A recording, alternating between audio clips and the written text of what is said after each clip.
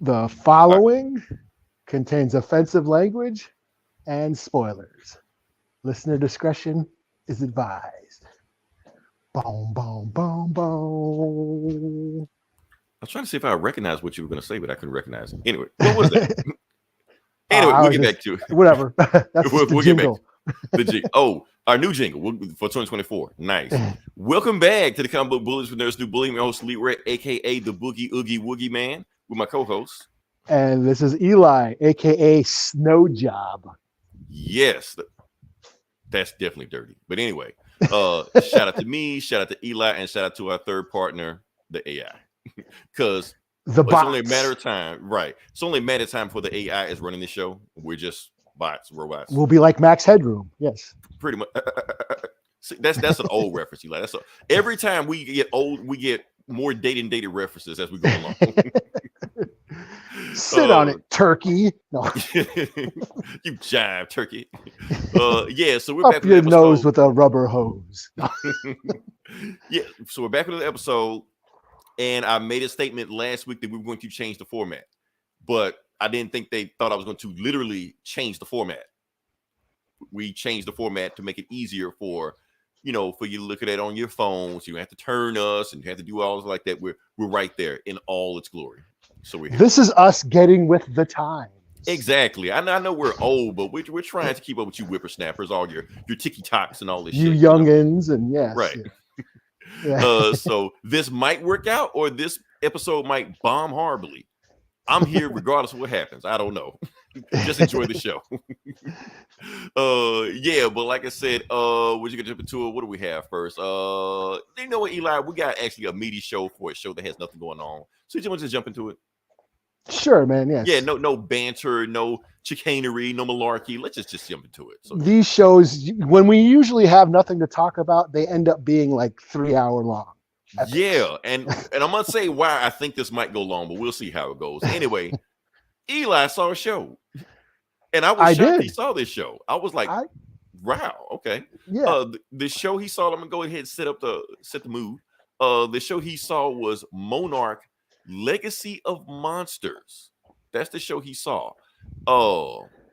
So well, you couldn't have been shocked that I was interested, but you were shocked that I finished the show. I was shocked you finished it. Yes, I was like, I think you give it like 1 or 2 episodes, like fuck this shit, you like that, and then you could, like you said, you was on episode 2 like yesterday, and then you said, I'm done. I'm like, what?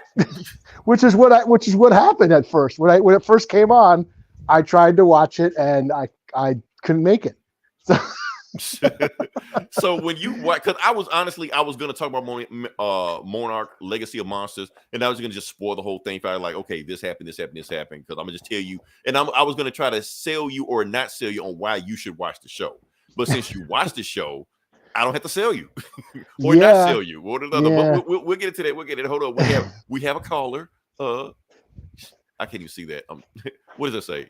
I need to. Yeah, I can't see it either, man. I can't see it either. Oh, it's Jake. I know it's Jake.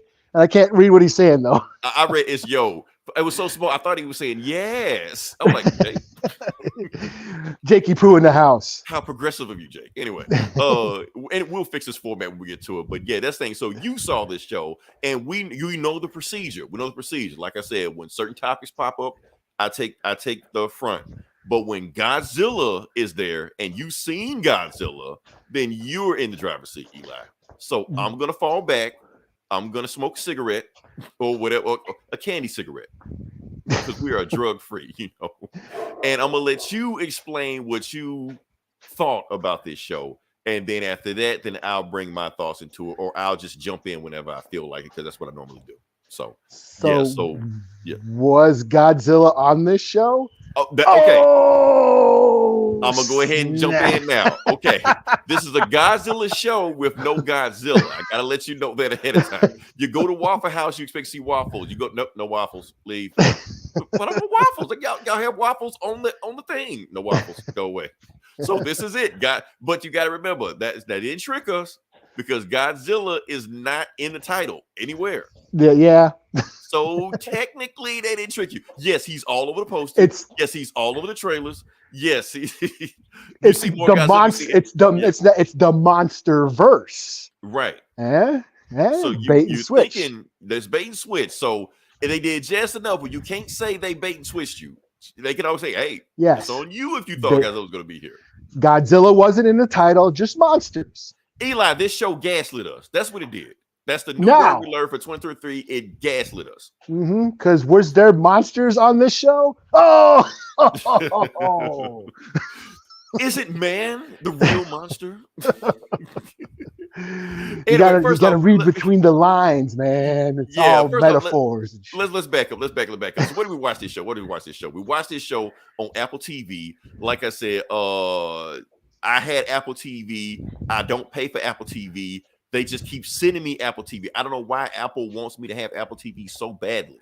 I check my email every time. It's another 3 months. It's 4 months. Meanwhile, Netflix goes up every month. I'm sick and tired of Netflix. Meanwhile, Apple TV is over here. Please, 3 months. Please, 4 months. I'll suck your dick. Just subscribe. I'm like, damn, I don't want this shit, man. I'm tired of Ted Lasso. I've seen it. But we go. We're back here. So I watched it and I canceled it after it was done. Even though I know the moment I cancel, they're gonna send me some more shit. So, but I watched it, just watched it. And I'll be honest with you, I hate to take over for you, like I know this Godzilla's your baby, but I have to say this. This was my leisure show when I was watching. Because the thing is, I need a show to watch during the week, you know, to get because I don't have Arrowverse. I don't have the Arrowverse anymore. I don't have Flash or everywhere I used to go to. So I needed a show to watch during the week. So this was my weekly binge. Okay. Oh, a new episode of Monarch. Okay, I'll watch it. Boom. Ooh, yeah. I didn't binge it. It was just that's not the way to do it. You were smart. Yeah. So it was just like a weekly show. And then when the show was over, I was like, okay, I kind of think about it. You know, what's going on. But you binged it. So I'm throwing it back in your court, and I'm gonna fall back and shut the hell up. What you got? Yeah, I binged it. And woo, that was a long haul, man. It took me a couple days too. And it still felt like, damn, yeah. Now, when I first tried to watch it, I was excited for the show because I think we watched a trailer, or we reviewed the trailer when it was first, and I was like, hey, I'll watch a show about Godzilla, sure, why not? You know, look pretty cool. The trailers look pretty cool. The trailers sold us that this was going to be a Godzilla centric show. Mm-hmm. So when it dropped, they dropped like the first 2 or 3 episodes. I can't remember. Watch the first episode. Like first 2 or 3. Yeah. Watch the first episode. Fell asleep. Watch the second Watch the second episode. Fell asleep. And I was like, yeah, I'm done. And then -1 came out, and like, fuck Monarch. I don't give a shit. Right. Like they actually have Godzilla in their Godzilla. Yeah. So yeah, but then last week we mentioned Monarch, and it's over, and you know, with the new Godzilla conflict coming out, there seems to be new hype. There's new interest in Godzilla. Hey, that -1 pod we did was one of our highest ones of last year. So people just want to hear us talk about Godzilla. So I like back. You know, yes, the Godzilla fan sites all over social media are buzzing about Monarch. So I said, you know what? Maybe I only barely watched the first 2. Let me check it out. Yeah. And I checked it out, and woo, that was that was a chore. I did my homework though. Don't say I don't do my homework. You did, Eli. But I was going to tell you about this show. You didn't have to watch it. I could have copied off your answers. You could have. I was ready to just tell you everything about the show because I was going to tell you, Eli, don't watch this show. Like, I was going to tell you that, but yeah, I know because I guilt tripped you into -1. Like guilt trip -1 is the greatest movie of all time.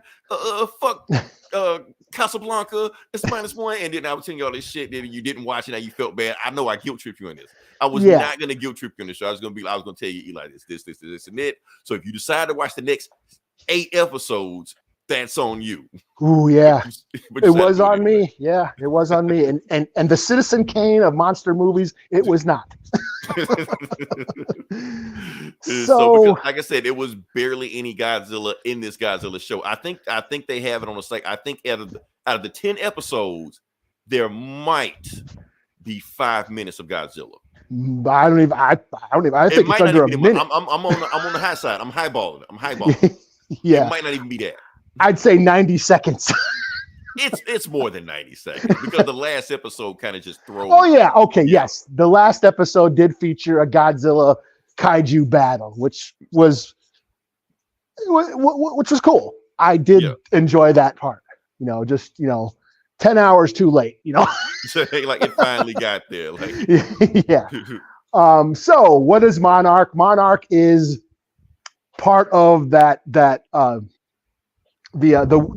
new Godzilla Warner Brothers universe. This monster verse that starting with the 2014 Godzilla movie. Right. We do have to say that this is basically taking place a year after the 2014 Godzilla movie. Yeah. And with the Kong Skull Island, Godzilla versus Kong, and this new Godzilla Kong movie coming out this year, it ties into that. It's part of that cinematic universe, Right.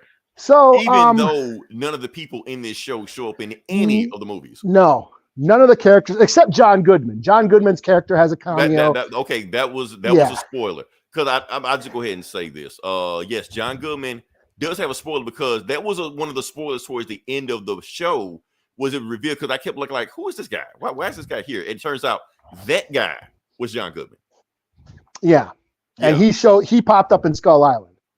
So I didn't make the connection to like the very last episode. I'm like, oh, that's who he is. Okay. So basically this show is basically about, it's basically a family drama. The kids of a worker investigating Godzilla goes to basically searching for their missing father. And in the turn, thing is, I'm thinking like the first 5 episodes. Okay, it was Ken Watanabe.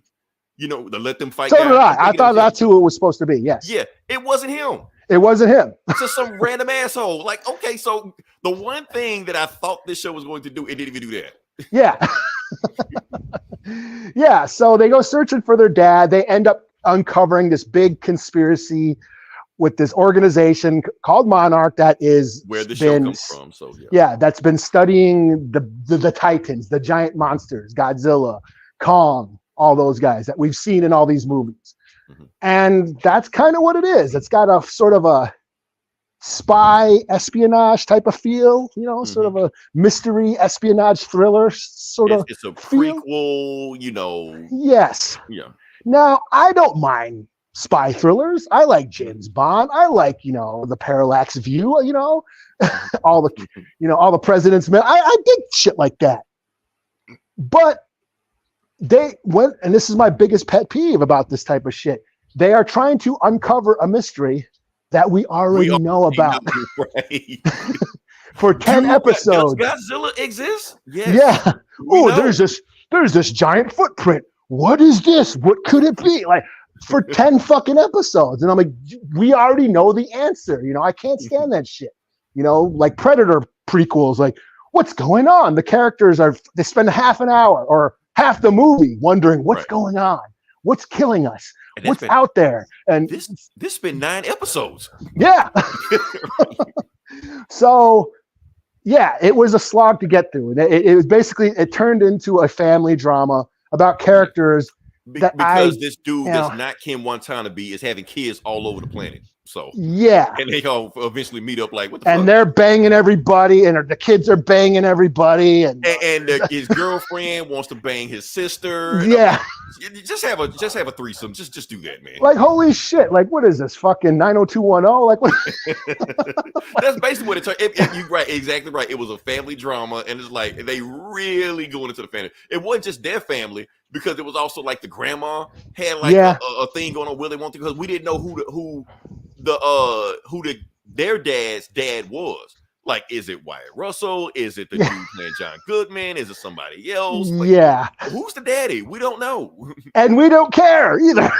Right. So they really shove it down your throat, but they give you a little tease because the very first thing you see in the show, Godzilla tearing up the school bus and ran through you saying, okay, this show's going to be something. 5 minutes later, we're talking about the daddy having kids all over the planet. Like, just having families just everywhere. So in the wake of G-Day, the girl, she went. She thought her dad was dead, because Godzilla came and wrecked San Francisco. So she went on a global manhunt looking for him, and then found out she's got a secret brother. And then and then they find his girlfriend, who was another secret agent working for another organization. Right. like in episode 7, we find out that the other chick was like another secret agent, and like, right. holy and shit. That's not her real name, and she working for the other. Yeah, and then another flashback. There was like a flashback. And that was the whole episode. Yeah. Just constant flashbacks about these people that, like, okay, now they could have remedied this had they had like a monster, like a monster. This seemed like it was going to be like, okay, Godzilla's barely in it. They don't have the licenses to all the Toho monsters like we wished they did. Maybe they can give us a monster of the week. Every episode they fight a monster. Like some bat monster or rhino monster or some shit, yeah. And they didn't do that either. They couldn't even give us a monster of the week. Yeah, so yes, this was a slog to get through. And it really leaned into the campiness of the MonsterVerse movies. Like in the Kong Godzilla movie, they introduced the idea of the Hollow Earth. Yeah. Now that they go deeper with it in this show. Yeah, and that's the dumbest, campiest part, most least interesting part of that Godzilla Kong movie. Right. But they really go deep into that idea. Or it's the planet or whatever the fuck. It's a time warp. You age differently. Time. Yeah, it's their grandma's their sister, whatever the fuck. Damn, my grandmama hot as hell. Like, no, man, don't go there. Yeah. Your girlfriend that wants to bang your sister, don't go there. And I've been watching Godzilla movies all my life. Yeah. Godzilla gets campy. They have wild, campy ideas. There's underground secret societies like Mothra and King Caesar, the Seatopians, and who worship Megalon. Like, Godzilla has wild, weird, campy ideas. Yeah. But they don't stretch those ideas out into 10 episodes. Yeah. And that's like it's a 2 hour, maybe hour and a half movie. You just get in, get out with your crazy ideas. Yeah, like, Godzilla. The Exilians are here. They're from other planets, or they're time traveling. Like, there's weird, campy ideas. But they really took a campy, stupid idea and just took it way too serious. Yeah. So that got kind of exhausting, So, like, even G-Force, like, because G-Force is in the Heisei era of Godzilla. That's like a military. They're kind of like the Power Rangers. They're like the Godzilla Defense League. When Godzilla shows up, they jump in their giant mechs, and fight Godzilla. It's basically a version of Monarch, But even in those movies, they don't like overdraw out G-Force, the bureaucracy and all the red tape of G-Force. Like we did a G-Force TV show. Like, yeah, they never did that, So for the most part, I had a hard time getting through this. I mean, there were some pockets of Easter eggs and ideas that I thought, okay, that's kind of cool, but they didn't lean into them. Like, anything that interested me, they didn't lean into, like that whole thing about how they had those special homes that they built for in case of kaiju attacks. Yeah. And they're like sitting there, how could people afford those? We can't afford that. You know what I mean? Right. So basically how the world is dealing with this giant monster threat, It kind of reminiscent of 9/11. I wish they would have like kind of went into that, like Homeland Security, but they don't. They just kind of like mention it and then move on to the who's banging who and whose mama's who and all right. Shit, It's John Goodman, the granddaddy, or whatever. Yeah. Yeah. So, this was a good idea. They just really ripped it apart and turned it really boring. And yeah. Okay, let me go. Because Eli, I feel like you took a triple cheeseburger and you tried to eat it on one go. Like, you just basically no soda, no water, no lube. You just take it all down. No ketchup, no bun, no right. Nothing. Just you deep throat the burger. You can't deep throat this burger. So me, I took it, a piece at a time. I took it a weekly at a time. It was, like I said, it was a weekly show. I had time to digest each episode. yes, it was slow. I agree with you. It was slow, but I was into the family drama. I don't know. It was some soap opera shit. It was some Arrow shit. You know, everybody wants to bang everybody, so I was into this shit. It did give me little bits, pieces of Monarch did this and that whole other thing, like the whole other company. I didn't know that was the company that was in Kong Skull Island. So when they got to the last episode, I was kind of shocked. I'm like, oh, so they did put the piece together. And I will say this. Okay, we talk about this chick right here that wants to bang everybody's brother, everybody's sister, everything like that. I know this chick. She's from the Fast and Furious. Oh, okay. Oh, because of course she is. But here's my thing, Eli. Here's my thing. Mark my words. She's going to be a thing. She should be. No, in Hollywood, a thing. I think give it by the end of the year, we're going to know who she is. Everybody will know who she is. If not, I will eat a cheeseburger on our best of 2020. A triple cheeseburger. No, I will not deep throat a triple cheeseburger with no ketchup. You want me to die? That's my thing. Also, another thing I like about it, I like the whole Kurt Russell thing. He's playing his daddy back in whatever shit like that. Plus, I just like Wyatt Russell. Wyatt Russell has been impressing me in everything he's been. I've seen him in a bunch of stuff lately. So that's been a thing. What we got here? Yeah. Kirsten Clemens. I'm so glad she did something else other than the Flash. She has washed that stink off her. I like that.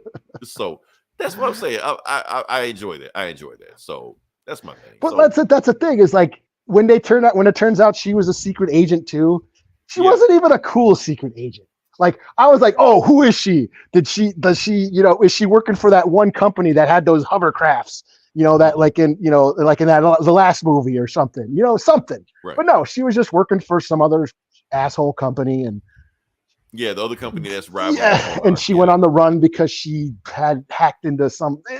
Who cares? Yeah. But you know what I mean. Right, and the thing is, Eli, when Godzilla did show up in the very little pockets he did show up, I got excited because I'm sitting around like, okay, sister wants to bang the brother or whatever like that. Oh, Godzilla. Okay, cool. So it was a shock to me. I didn't take it all in one time. So when he did show up every other 5th episode or some shit like that, it was shocking. Then we finally got to the last episode and they finally had a kaiju battle. I'm like, okay, this is worth it. I finally have something to show. And then in the very, very last scene when King Kong shows up and I finally like, oh shit, this is a King Kong prequel too? I'm like, okay. So like I said, for me, this was a leisure show. It was a show. It was one of my weekly shows where I had to sit down, new show, watch it every Thursday, Friday, like that, and get in and get out, So for me, it was a lot easier to take in. But you can't binge this. Now, I'm not saying that if you did what I did, you still like the show. Your opinion probably would be the exact same it is now, I think. I probably wouldn't have hated it as much, you know what I mean? I don't know. You might still. That's what I'm saying. Because here's the thing, Eli. Over a 10-week period when this show came on, I eventually accepted the show for what it was.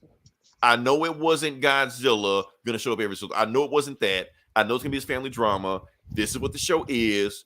Take it or don't. And I was like, okay, I'm 5 episodes in, 6 episodes in, 7 episodes in. Let me see where this goes. And I got invested. Yeah. Honestly, I think me personally, that's just me. Like if I watch 10 episodes of anything, I think I'm gonna get invested by the 9th to 10th episode. That's just me. If I take it in stride, not take it all at one time. Yeah, and I think the reason that kept me going is like, okay, Godzilla will show up at some point. and that's the thing. So you thinking eventually I gave up. I realized this is not a Godzilla show by like the 4th episode. I'm like, this ain't Godzilla. He ain't gonna show up. Watch the brother and sister try to fuck each other. Just enjoy it. Yeah. I guess, it just seemed like, they were really doubling down on trying to make us give a shit about those legacy movies. Yeah. That are totally different than those legacy movies are really dumb and stupid and can't be junk food. I'll be honest with you. I seen all the legacy movies. Those MonsterVerse movies. I didn't know there was a company hunting Godzilla. I didn't know. I paid no attention to that shit. Yeah, they mentioned them like here and there. Yeah, here and there they dropped in a little cared, man. Because you don't. Shit, man. Yeah, you don't care when you're watching those movies, but they were really trying to make you care about that Monarch in this movie or in this show. It's kind of like in Star Wars, we make a big deal about the fuzzy dice that's on the windshield of the Millennium Falcon. Yeah. That I never noticed, but for some reason, like this big, huge plot point, like, was that a thing? Yeah. Yeah. So I don't know. It's like they're trying to make it a thing, but it's whatever. So, but yeah, I think they're just trying to cash in on the Godzilla craze and kind of, shove shit down our throats, like they did in the fucking 90s. I will say, and the thing is, they can't tie this. They can't tie this into the movies. They can't. No, all those movies are really kind of dumb and kind of campy, except the very first one, which I felt like on first watch I enjoyed it. On second watch, I'm like, yeah, this ain't all that. But what that very first 2014 Godzilla movie was Bryan Cranston. And that was him off like 20 minutes in. Yeah, and once he dies, you don't care anymore. Yeah, I stopped giving a shit. It was like So that was another like the movie where a brother tried to fuck his sister. What was Scarlet Witch and Quicksilver? Those movies, you don't care about the humans in those movies. You're just wait for the monsters to show up. You don't care about the little Stranger Things girl. You don't care about, Ice Cube's son. But here's the thing. If the Stranger Things girl was in this show, I kind of would have gave a fuck. Like, okay, it's tying into the movie. Yeah. I know the Stranger girl. These other people, the Fast and Furious chick, they never been in these movies before. No. So they literally just pull some shit out their ass. Yeah. Yeah. And like I said, I think they're just going to be in the new movie. So. Yeah. Except, Godzilla and Kong, and how it works. Yeah, like I said, I think it's just marketing. They're cashing in on. That's all it is. That's what happens. This is filler. Yeah, that's all. It's filler. That's what happens every few years. Like I said, we got some when the Matthew Broderick Godzilla movie back in the 90s, which sucked. I saw it in the theaters, hated it, sucked. But one thing that happened out of that is it brought Godzilla back into popularity. People were talking about Godzilla again. Godzilla toys were back at Target. It was a cool time to be a Godzilla fan for a little while. And it introduced me to the Heisei era of Godzilla movies, which I had no idea existed. But let's be honest, Godzilla was brought back to go against Jurassic Park. Basic, and that's what that first movie that Matthew Broderick was like, there was like baby Godzilla raptors through half of that movie and shit. Yeah. But it did introduce me to the Heisei because I had no idea there was like 10 years of movies in Japan that I had no idea existed until they started, they showed up at Blockbuster and I'm like, oh, cool. Like there's all these Godzilla movies that I never saw before. And they turned out to be some of my favorites of all times, that they updated the suit, they updated the effects and so it's cool that Godzilla's popular right now, but I know, man. You got to do better, man. You got to do better, Monarch. Godzilla in your Godzilla show. I get it. Yeah. That's why I was just like, I don't know if Eli should watch this show, but you watched it, so they got you. I did it for y'all. I did it for Jake. There you go, Jake. You're welcome. For our shout out to my boss. You don't have to, and my boss. Yeah. Oh, wait. Can we move on to the next part of the podcast? I about a Godzilla show with no Godzilla. All right. So, okay, Eli. So that's my bad. That's my bad. I didn't tell you about Monarch. But now I'm going to put you on the straight and narrow because I watched another movie. Okay. What movie I want to talk about last week, but I didn't talk about it because we talked about Echo, and I was like, please talk about Echo long enough where I don't have to talk about this movie. And you did. So appreciate you for that. But now, you're welcome. Yes. but now we're back. We got to talk about it. So yeah. What's the movie we got to talk about? Oh, not that. This. Where is it? Oh damn, I fucked up. Anyway, Lift. Lift is what we're gonna talk about. There it is. Boom. Right there. We're gonna talk about Lift. What is Lift? It's a heist movie starring Kevin Hart on Netflix. It's like every other heist movie on Netflix. It's that.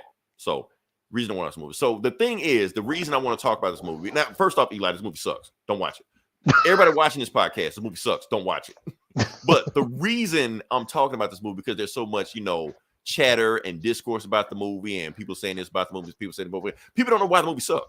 Basically, people are debating why the movie sucked. And I'm trying to go into, and I don't like to do this. I don't like to talk specifically bad shit I don't like, because I feel like every other, review site and podcast, stuff like that kind of, we're just going along with that. But I got to talk about this because there's some certain things on this movie that caught my attention that I got to talk about. For instance, okay, so it's a Kevin Hart movie, right? Oh, not the chicks, not Fast Furious chicks. It's a Kevin Hart movie. But the thing is, Eli, Kevin Hart is playing the straight man of the movie.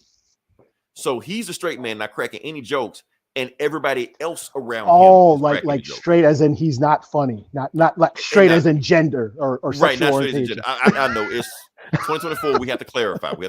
So yes, but and not the fact that Kevin Hart isn't funny. He's the square. He's the square. He's the guy bouncing off everybody else. So he's the cube. Got us on the train to Squaresville. Okay, exactly. So that he's the guy. So the point of the movie is that Kevin Hart isn't trying to be funny. What he's trying to be is smooth, charismatic. He's trying to. Okay, this movie feels like a movie that Idris Elba should have been in, because it feels like you needed that suave, charismatic guy to carry the movie. So it feels like Kevin Hart is doing an Idris Elba impression. That's what it feels like. He's trying to broaden. Is he trying to broaden his acting range? That's what it feels like, because he's completely doing a different role than he's ever done in a movie. Like, he's always been the loud, yelling guy, shit like this. But in this, he's got the bedroom eyes, the dreamy eyes, trying to seduce women and shit like that. Like Bill Murray doing his dramatic Bill Murray role. Yeah, kind of like that. Like, I don't know if you built for that, Kevin Hart. I don't know. Yeah, because ain't he like 3 feet tall? He's like but the thing is, he's like standing on high shit while they're like they're doing like Tom Cruise. They'll put him on a box and shit. And that's the thing. Like, why can't Kevin Hart be an action hero? He's gonna be in the 80s. Eddie Murphy was an action hero. He was an action hero. Started off stand-up comedy, Saturday Night Live, became an action hero. But at the same time, even though when Eddie Murphy was doing action movies, he was still funny. He was. Quick, what's your favorite Eddie Murphy movie? Coming to America. Come on, man. Oh. You see how fast I answer that? That's not even a question. I almost ended before you finished the question, but I want to see what you say. But yeah. Oh, well, for me, it's got to. It'd be a toss-up between Beverly Hills Cop. Please don't say Golden. Okay, I'll take it. Oh, Golden Child. Oh yeah, Golden Child. I had a feeling you were gonna say Golden Child. I love Golden Child. I'm just saying, out of the 80s, Golden Child was his weakest 80s movie. Yeah, the shit was still fire. The shit was still fire. I was gonna say it was a toss-up between Beverly Hills Cop and 48 Hours. So. Nick Nolte was so racist in that movie, man. That's the point. Yeah, he's an asshole. I know.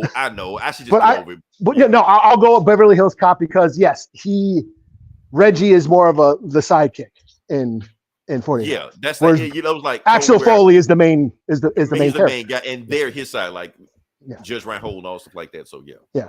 So that's my thing. So like I said, Kevin Hart, I think he's still trying to figure this thing out. He's trying to be the leading man action guy because he hangs around the Rock all the time and shit like that. So he thinking, why he can do that? Why can't I do that? Well, this is why. Oh yeah, wasn't he in Jumanji or some shit? Yeah, he was in Jumanji. He was in Hobbs and Shaw. Oh yeah.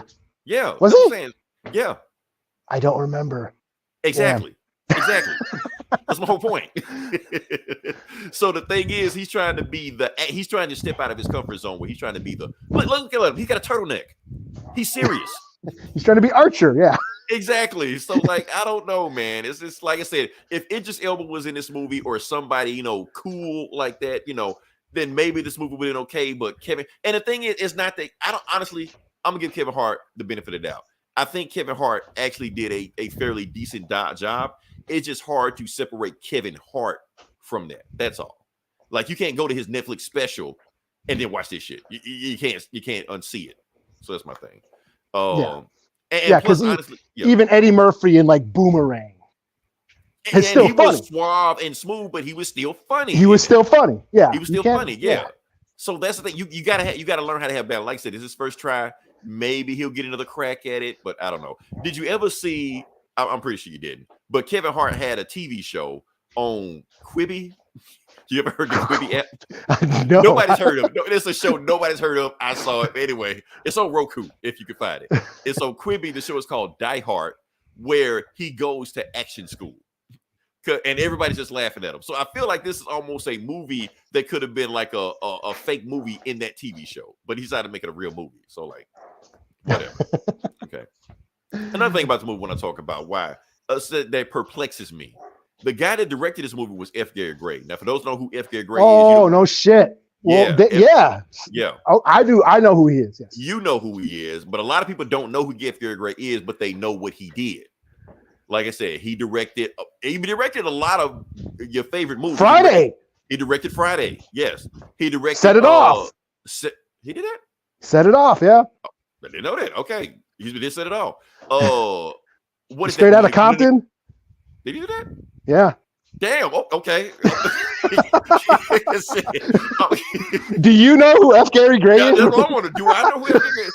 Eli, here's my black card, Eli. Here, have it by the end of the episode. Just give it back at the end of the episode. That's okay.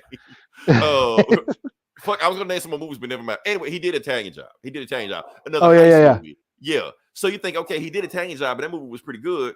Why is this movie like this? Like, why can't he just do that?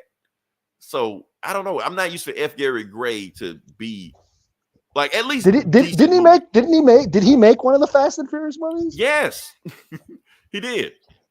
The second one was John Singleton. John Singleton. Yeah, he did number 8. Yeah, he did like the Negotiator. I think didn't he do like the Negotiator? He did Law Abiding, did all that. Also, F. Gary Gray is the first black director to have $1 billion movie. He did it before Ryan Coogler. Oh no shit. Because of the Fast and Furious movies. Okay. All right. So that's all I got. We can move on past that. Just don't watch this movie. But I just had to address that because it's like I was laughing at the movie, but not how I should have been laughing at the movie, if that makes any sense. So yeah. A Man Apart. He did A Man Apart with that was a good movie. The Rock. Yeah. Was The Rock in that? I thought it was Vin Diesel. That was The Rock. I can't tell them apart. It doesn't matter. But yeah. He did a bunch of shit. Yeah. But what else we got? You're back up, Eli. You're back up. I'm gonna fall back, but I'm gonna chip in when I need to. Well, let me set you up. Okay. This next segment is a Kanye West segment, but I'm not doing it. Eli is gonna be talking about Kanye West, so that's why I'm curious to see what he's gonna say about this. So I'm gonna just give it to you, Eli, and tell me what we got going on. I know you told me in the chat, but I want to hear you explain it and see where we go from there. Okay. Yeah. I'm not I'm really not familiar with Kanye other than I fill in where you need to go. Okay. What was that song? It was on the radio. The one with Jamie Foxx. Gold Digger. Yeah. Gold Digger. Yeah. That's all I know. And that was what, 20 years ago? And when he get on, he can leave your ass for a white girl. He was telling you ahead of time what he was going to do. Y'all weren't listening. Yeah. So, anyways, I'm a metal fan. You know this. For those who don't know, I listen to a lot of metal, death metal. I play drums in a death metal. Eli put me on metal this week. Yeah. So I found out through the metal media that Kanye West was photographed, a picture circulating on the internet of Kanye West wearing a Burzum shirt. Now, who is Burzum? They don't show the shirt, but yeah. Who is Burzum? Burzum is a black metal band. Now, what is black metal? It is originated in like Norway. It's like a Scandinavia or something like that. Yeah, Scandinavian. Yes, Vikings, the Celts, the Norse people. It kind of spun out of like Norse pride. And it's a style of music that it's like a subgenre of death metal, very fast, very noisy, and usually, pushes satanic ideology. Okay. And back in the 90s, there was a bunch of they were going wild back in the 90s, these black metal bands. Anyways, the guy who's in Burzum, Varg, he went to jail for killing Euronymous from another band called Mayhem. So it's almost like gangster rap, but with metal. Yeah, I didn't know there was beef in black metal. Yeah, and he ain't the only one. There's other black metal musician bands that went to jail for murder and shit like that. They were burning down churches. They were going wild in Norway back in the 90s. The black metal scene in Norway. Pillaging and shit. Yeah, So Varg, the guy in Burzum, the shirt that Kanye is wearing, he went to jail for many years. He's out now, but he kind of pushes sort of white supremacist views. Mm-hmm. So seeing Kanye West wear a Burzum shirt is kind of weird. That's where I passed it to you because I'm not too familiar with Kanye. So I was like, "What's up with this, Leroy?" I haven't heard nothing about this. Like I said, anytime Kanye does wild shit, that just means he's about to drop an album in a month. That's all it means. And so one of my people, my metal friends brought to my attention that yes, he is dropping an album and showed me the cover, and it looks like a black metal album cover. He even uses like the font, the Burzum font, the logo font on Kanye's new album. Now, I will tell you this. Like I said, honestly, I'm a huge Kanye fan. Kanye, one of my favorite artists of all time. And I know it's weird to say that because of all the wild shit he says. So it's very hard to defend the shit he say and still be a fan of his music. So I got to almost like, hey, I like the music, not the dumb shit he says. But I always got to put his. I'm kind of like that with Ted Nugent. I love Cat Scratch Fever. Right. But yeah, that dude's a douchebag. Right. Like you can separate the art and the artist sometimes. Yeah. You can do that sometimes. But the thing is with Kanye is that he does dip his toe into other genres of music in his music. Like his rap isn't just rap. His rap will sometimes he made this album called 808 and Heartbreaks. It came out like 2008, 2009, something like that. At the time when it came out, we all said it sucked. We all said it's Kanye's worst album. Kanye will never make a good album again. And now 5 years later, we're like, oh, this might be his best album. And now every song on the radio sounds like that album. He did it like 15 years earlier. Not only that, he won a Grammy for a gospel album. He made a gospel album on that. I reviewed it on this podcast. Like I remember that. It was like one of the very first episodes we did. I kept yapping about gospel albums, and you and Ogar was just like, man, will you shut the fuck up, please? But I kept going. It's okay. What else he did? He had Daft Punk. He pretty much did like a Daft Punk album. So he's always dipping his toe in other genres. He doesn't just do like one thing and that's it. So if he's doing a black metal album and wins a Grammy, and right, he makes every black person a black metal fan. It'll be the first black metal album that ever wins a Grammy. It's gonna be playing in the hood. It's gonna be playing. Yeah, it's gonna be really weird. Like, what the fuck is going on right now? Yeah, man? The hood's gonna start bumping like Mayhem and Dark Throne albums. Like we discovered it. Yeah, just like you make like Godzilla got popular and everybody got a Godzilla. Just like you're gonna drop black metal in the hood. Everybody like put this Andre 3000 flute shit away. Give me some Kanye black metal. As long as they don't understand the lyrics, they'll be good. Oh no, we will break down the lyrics. We will find the lyrics and we will find. Well, okay. Here's the thing. Yeah. Now I'm not a fan of black metal. I find it kind of boring. I find it, I like fast shit. I like blast beats. I like fast riffs and shit, but it just gets a little boring to me. Also, yes, there are a bunch of bands that have sort of racist views. So that's another thing that kind of turns me off. There are some bands that I do dig. I have done, I do like 1349, some Marduk, you know what I mean? Enslaved. I dig on some black metal here and there, Emperor, Let me ask you this. Have there ever been any black metal bands? Oh, yes. And that's where I'm going. So, okay, all right. Because like Charlie Pride and country music. So the whole church burning thing, that's less to do with like satanic, like, Satanism or whatever, and more to do with like anti-colonialism. It was more about Viking or Norse pride.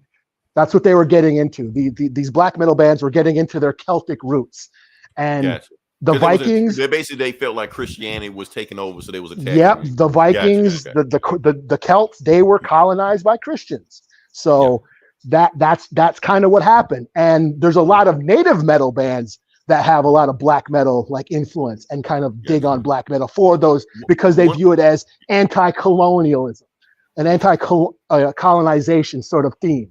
So that's why there's like one of these days we're gonna break down Beowulf.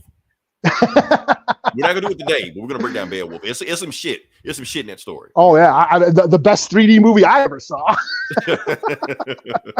Not the Angelina Jolie bullshit. I mean, actual. But I love that, man. I saw that in 3D, dude. That was dope. Honestly, I've never seen it. I've never ever seen it. It was dope in 3D. It was dope, man. I was gonna actually talk about the actual story, but never mind. Oh yeah. But so yeah, I'm not the biggest black metal fan, but I do appreciate its anti-colonization themes that go along with it. Right. So And yeah, there's been, I mean, metal's all over the world. There's, it's an international thing. People think it's like this like subgenre that doesn't get a lot of respect or attention, but it's actually like this big global movement. So yeah. But yeah, the whole racist side of black metal kind of turns me off. Then so that's why seeing Kanye wearing a Burzum shirt is like, what the fuck? Okay. So he's trolling people, what am I looking at right here? Yeah. Oh, that's just a meme that I saw. So that's Varg. That's Varg from Burzum on the left, the white dude. Okay. that's the Nazi guy. Because Kanye was wearing. So the black dude is wearing. I mean, the white dude is the Nazi wearing the Black Lives Matter shirt. Yeah, that's a meme. He didn't really do that. Okay, he didn't. No, that's just a meme. Somebody that I found on one of the metal sites that I thought was hilarious. Kanye was wearing an All Lives Matter shirt all last year. Pissing everybody off. Like I said, I'm not gonna go all the dumb shit he says, but the thing is, we do have to start thinking for ourselves because Kanye says so much dumb shit, which he has a right to. Anybody can say any dumb shit they want to say, but the thing is, he has so much power and influence. People say the same dumb shit he's saying. Like when he was saying like Hitler loves black people, and then I'm starting seeing a movement about how other black people like, yeah, Hitler did like us. Like, no, Hitler, please don't go this right. Here's my thing about this: whether Hitler liked us or not, it doesn't matter at this point. Don't get involved in this shit. Don't spread that rhetoric. Just leave us out of this shit. Yeah, we don't need to be saying the same shit Nazis are saying. We are not Nazis. Nazis do not like us. We do not need to join them. Yeah, stop making stupid people your spokesperson for your political views or ideology. Right. We do not need black Nazis, man. Please don't do that. I know Kanye's running 2024. Please do not become a black Nazi. Yeah, Bill Maher is just a comedian talking shit. That's it. Yeah. And when you Joe Rogan, Joe Rogan, same thing. He's a comedian talking shit, Yeah, and the thing is, they love to hop on the left and right whenever whichever side gets pissed off, they hop on this side and they hop back and forth. Why? Because they just love stirring up shit. Yeah, so both sides are pissed at them because they know it draws attention. Make up your own minds. Even us, don't listen to us. We don't know what the fuck we're talking about. We say stupid shit on here. I do want to say one thing. I want the audience to please stop asking Goldman to fire us. We no longer work for him, so he can't fire us anymore. Ain't like he ever paid us or anything. Right. It's like we're this is just for entertainment purposes only. Exactly. So we can say any dumb shit we say and just put the disclaimer up. Hey, Eli put the disclaimer up before we even started. So that's to let you know right there. Don't listener discretion. The dumb shit we say. Don't quote us on anything because we're just talking out of our asses. Right. Because whatever I say this week, I will forget and probably change my mind next week. That's this is none of this is scripture. Right. Well, Leroy said, don't ask what Leroy said. I don't even remember what Leroy said. Yeah, we're not writing any amendments here. Right. Oh, man. All right. So let me say, we will next part of the podcast. Unless you got some more Kanye to talk about. Oh, no. I was going to ask you your top 5 Kanye albums. But sorry. I couldn't even name in my top 5 black metal albums either. Kanye would be number 1, but that's okay. All right, let's move to the next part of the podcast. Okay, Eli, I'm breaking my one rule. Well, I got a bunch of rules, but I'm breaking one of my rules. Okay. So I said I was going to stop with Street Fighter 6, right? I said I'm done with it. Oh, yeah, you did. Yeah. Right. But a friend of mine hit me up the other day, wanted to play around the 10, and I decided to play it again. And guess what? I lost. But that's okay. I whooped his ass. No, I got my ass whooped, but that's okay. I'm glad I got my ass whooped. It gives me something to fight for again. Because if I beat his ass, it's like, that's why I don't play this game. But now that I got my ass whooped, I'm just like, well, that's why I need to get back on the game. I need to train again. Now I'm gonna show you a little clip from the match. Of course, it's when I was. Oh, is this you're the best around clip? Your training montage? Damn it! Now I should have put that music on there, but that's okay. That's why we pay you the big bucks. You have all the ideas. But anyway, here's a clip. I'll do it.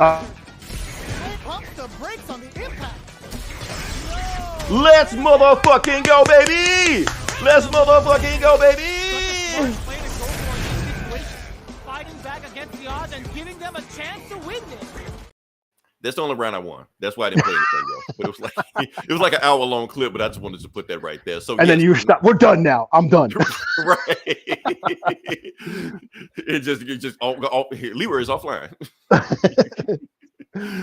So that's my saying. So now that I've realized I had something to fight for, now I'm going to get back into training. So you're going to see me streaming Street Fighter 6 a lot. So if anyone want to hop on, I'll be there. You know, whatever. I'll be there. Whipping all the asses. Well, right now I get my ass whooped, but don't worry. I will train. No, man. Do it, man. Leroy versus Kenny Omega. Come on. 2024. I will be there training with my thumbs, just like that, doing push-ups just with my thumbs and shit, you know. Then just going to one, you know. Anyway, next part of the podcast. Like I said, this is Comic Book Bullies, where we talk about comic books, and we're just going to jump into it. And Eli, we got comics. There's some comics that dropped this week. Yeah, it was a pretty good week. It was a good week. It was a good week. So I'm gonna let you start off. Let's see what you got, because you guys got some books I want to hear about. Okay. Well, let's see. Off the top, what I put? Oh, so Capwolf, and the Howling Commandos. Capwolf. I didn't know this book was still going. I thought it was like issue 4. No, I've been reading this. This has been cool, man. This has been cool. I've been reading it since it dropped, which is like supposed to be like the Marvel Halloween book. It dropped back in the fall. Yeah, that's what I figured. So yeah.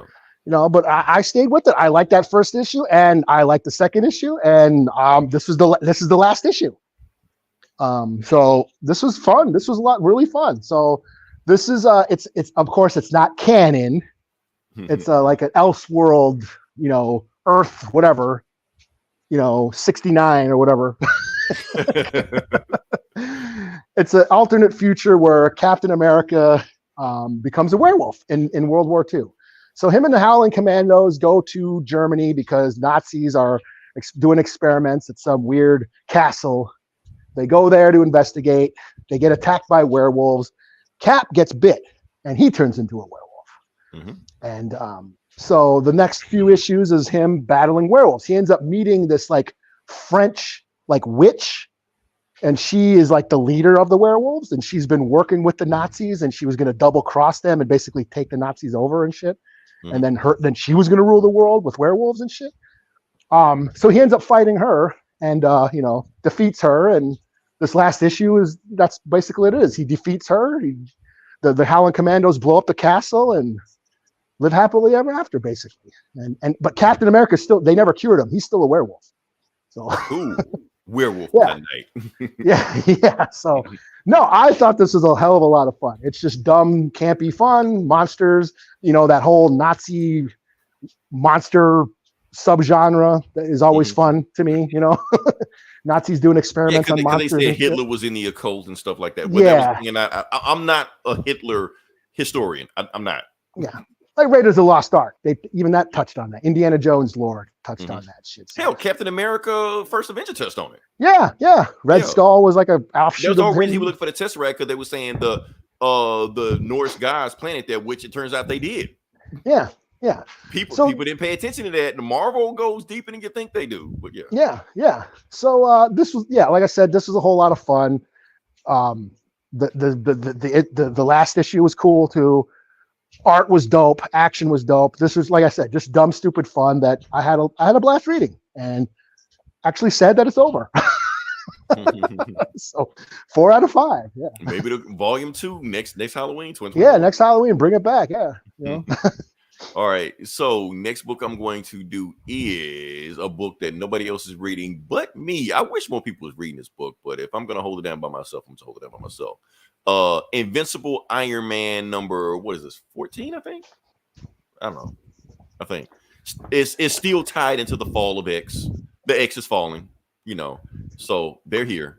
And that's what's going on right now. Let me see if I can blow this. Let's see how this works. Did that work? It did work. Cool. Oh, Forge, huh? Yeah. So you can't see it. I know you can't see Eli. Let me see if I can blow it up. But on the cover is Iron Man, Tony Stark, of course, his book, Riri, and Forge. No, I saw Forge. Forge is like right on the bottom. Yeah. He's like front and center for me. Right. So that's what this book is about. So it's about Riri, Tony Stark, and Forge. It's their book, but it's still tied into the whole fall of X shit like that. So yeah. Okay. I will admit, and I shouldn't, but here's where you can take my native card. I didn't know Forge was native till it was like in my 20s or something. Now, to be honest with you, as much X-Men, but it took me a while to even realize Forge, because I think he just mentioned it in one book, and I'm like, oh, really? Yeah, like I always thought he was just like a Magnum PI type of dude, just another mustache looking, right? You know, Tom Selleck type of dude. So yeah, it took a while, but yeah. So Forge is Native American. It feels like they're leaning into it now when they didn't back in the 80s and 90s, but now they're leaning into it because that's the thing. So yeah, so that's what we got right now. Iron Man. Let's jump into it. So the beginning of the book is Tony Stark having a nightmare that Magneto is killing him over and over and over again, even though Magneto's dead. So he wakes up in a cold sweat and he's like, oh shit, Magneto's trying to kill me, even though he's made all these, contingency plans for Magneto, plus Magneto's dead anyway, so it shouldn't even matter. But he wakes in a cold sweat and he opens the window and he sees his Iron Man Sentinels, even though that he made them, but they took them from him and they're flying over the city and they're basically trapping him in there. He can't leave because if he leave, his own Iron Man armor would kill him. So he's just like, I'm stuck here. I can't leave. So that's okay. And then Emma Frost, who's in the next room, asks him, are you having trouble sleeping? And she's like, I don't have to be a telepath to know that you're having trouble sleeping. She's like, and he's like, yeah, I can't go back to sleep. She's like, what do you want me to make you to forget? He's like, nah, I used to make myself forget a lot, but that just led to even more trouble. He's talking about, the demon in the bottle. That's what he's talking about. And then Emma closes the window with the Iron Man Starks in it, and she takes her clothes off. She's like, oh, I have other ways of making men forget about the troubles. Now here's the thing about it. Now, up until this point, they were just in a fake marriage. They weren't doing whatever. But now Emma Frost is like doing wifely duties. So this is still the fall of X, or that whole Krakoan era of X lore. Yeah, it's wrapping up, but we're at the tail end of it, but we're still very much into it. And Emma just like, oh, so you coming to bed or not? And Tony's just like, okay, when all this fall of X shit is over with, me and you need to figure this thing out. And Emma's just like, oh, I already figured what's going on. The ending is you need to start figuring out your burial plans right now. She's like, you don't think my plan's gonna work? Like, no, your plan's not gonna work. Oh, but I'll be fine. Yeah, but you gotta sleep somewhere else after this, man, because yeah. I haven't jerked off in a year, man. And basically she's telling them like, I'm gonna be fine, Tony, but you are in trouble. And Tony's like, I know. So there you go. And they bang for the rest of the book.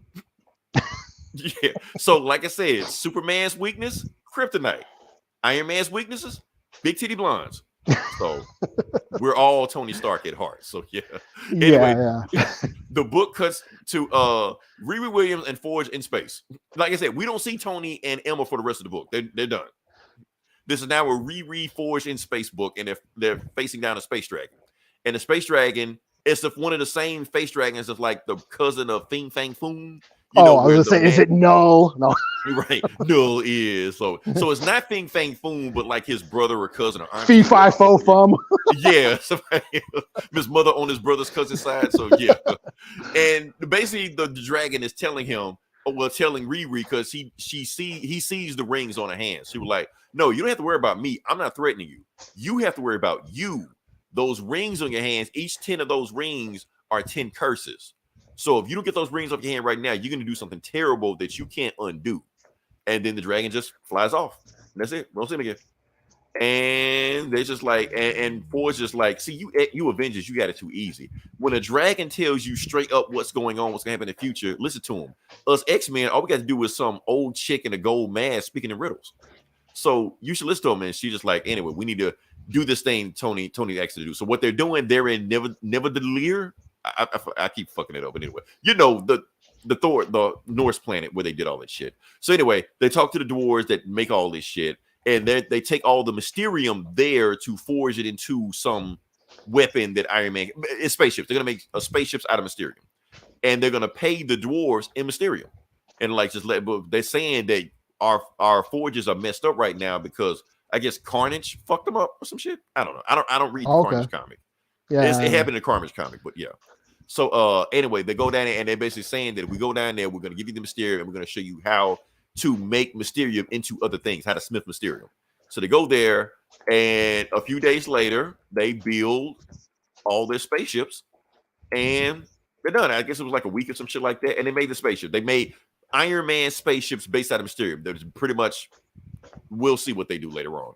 But anyway, the dwarves, now that they see what's going on, they see how awesome Mysterium is, and they're getting paid in Mysterium. They're like, how about this, Riri? Instead of you, paying us in Mysterium, how about we just take all of it and they try to stab her and shit like that. She's like, oh, so y'all changing the deal? Like, I've altered the deal, pray and alter it further, So she just says, man, fuck you. So she, does her shit. She like, I'm gonna see. Oh, and Forge is about to get hit by one of the hammer, but his robot leg is like has karate built into it or some shit. So like automatically kicks the dwarf into some shit. So see, like it does it on its own. So Riri takes all the dwarves. I love how there's like buckskin fringes on his robot. His robot. Like just enough, on his robot leg, So Riri takes all the dwarves up. She like, you shouldn't have changed the deal. So now I'm gonna send you all into the void. Null is and shit, whatever. Yeah. And then Rogue trying to talk her down. She's like, don't do this, Riri. This isn't you. Don't do this. And she realized that, oh, is it her doing it or is it the rings doing it? And she was like, oh shit. So she's like, Forge, you gotta get rid of these rings. So Forge builds a machine, that sends the rings into every like all 10 separate parts of the galaxy, so they can't connect with each other again. So Riri can't find them. Nobody else can find them. Wait a second.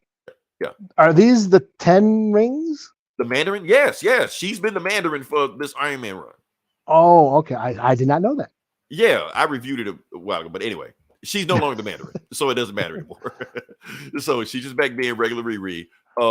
And Ford's just like, you learn something today, you learn something about yourself, and they have this heart to heart, blah, blah, blah, blah. Yeah, whatever. Okay, so they build their Iron Man spaceships. They're heading back to Earth. And the thing is, they specifically want Orchis to see them. And Firestar, who is a Orchis spy spying on the X-Men, who's really an X-Men spy spying on Orchis. Don't read it too much to it. It's a thing. Anyway, she feeds him information. Tony Stark is taking the spaceships to Australia to fortify his, to basically fight you guys. That's the information. Is that Nimrod or whatever? Yes, that's Nimrod, Moria X, Omega Sentinel. Man, I have no idea what's going on. How deep in the X-Men lore do you want to get? So anyway, Fei Long is just like, I had to say Fei Long because Gabe got on me about saying Fei Long last time. So yeah, so that's Fei Long. And he's just basically saying, oh, so Tony wants to fight us? Okay.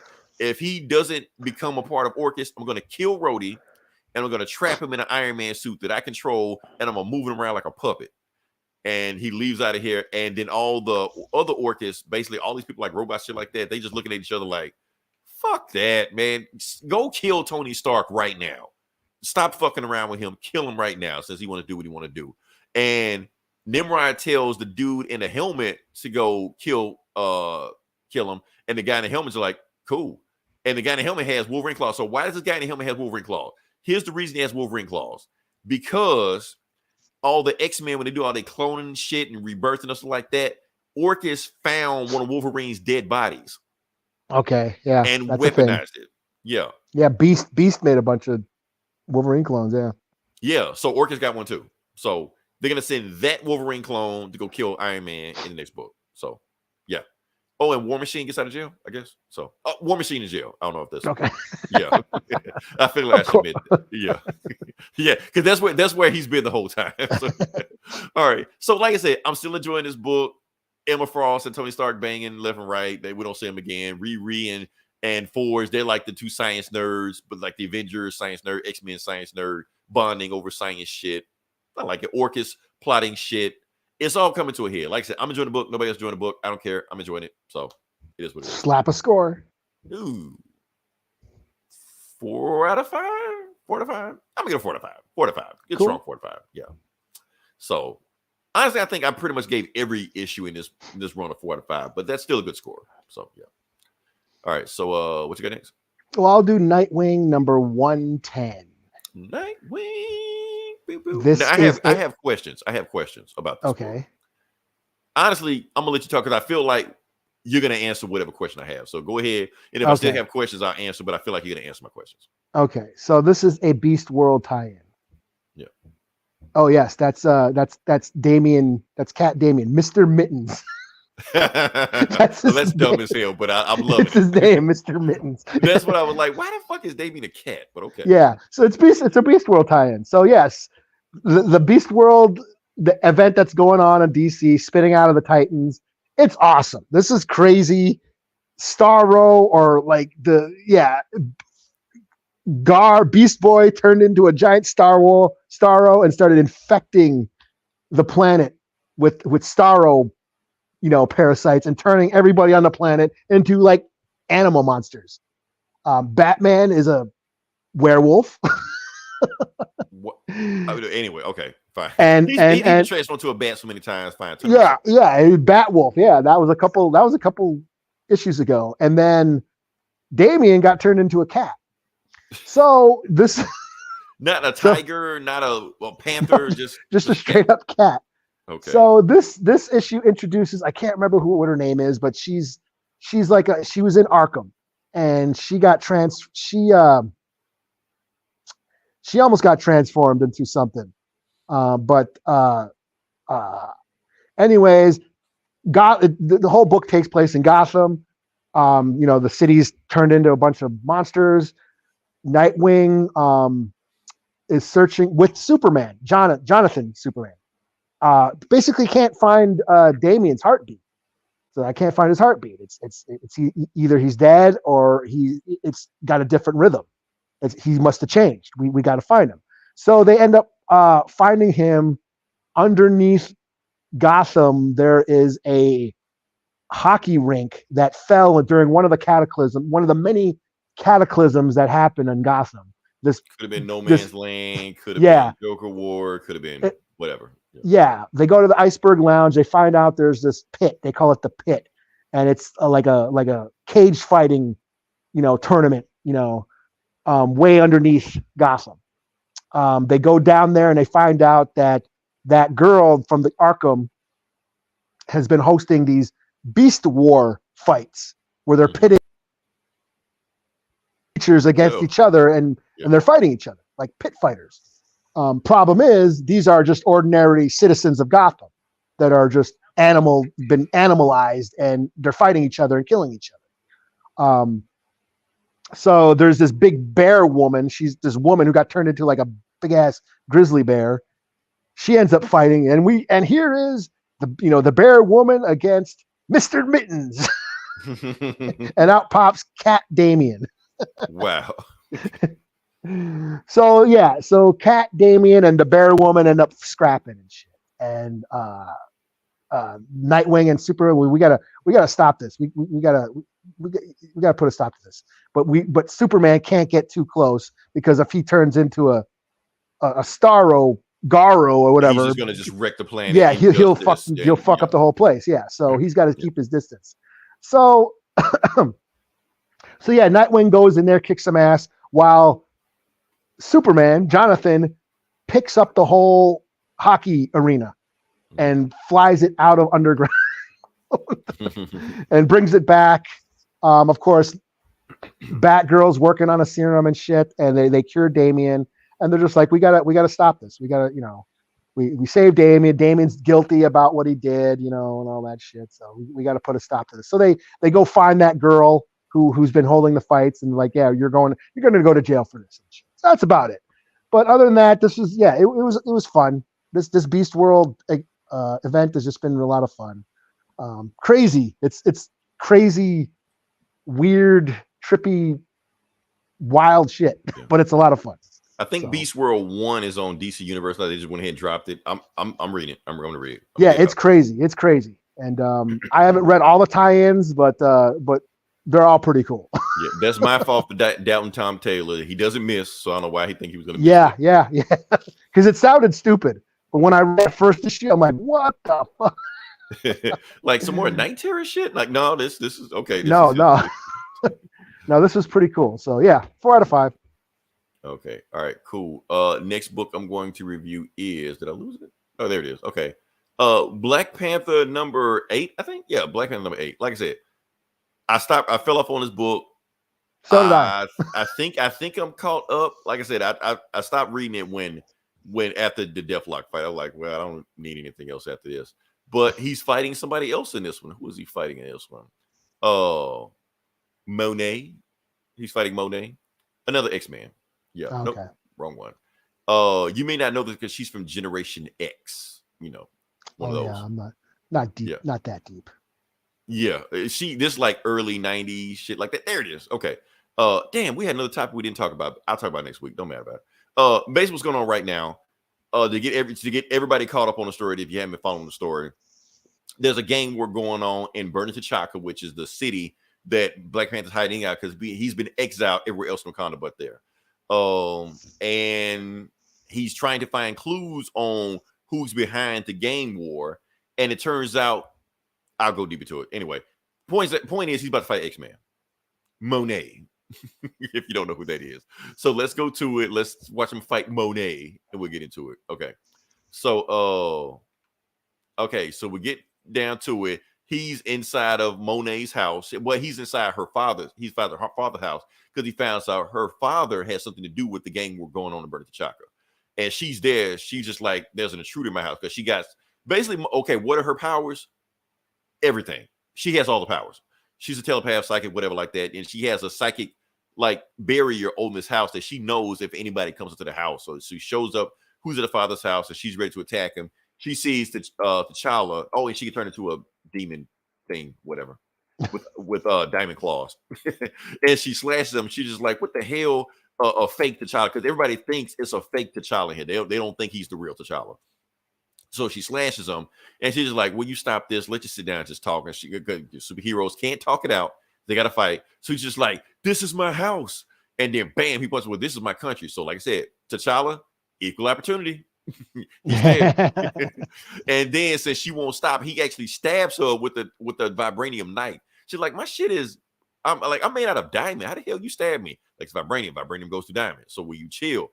And she keeps coming. And then that's when Baszler shows up.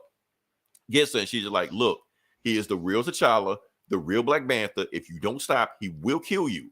So do you yield? She's like, fine, I yield. I see, I don't want y'all ganging up on me. So he's like, okay, fine.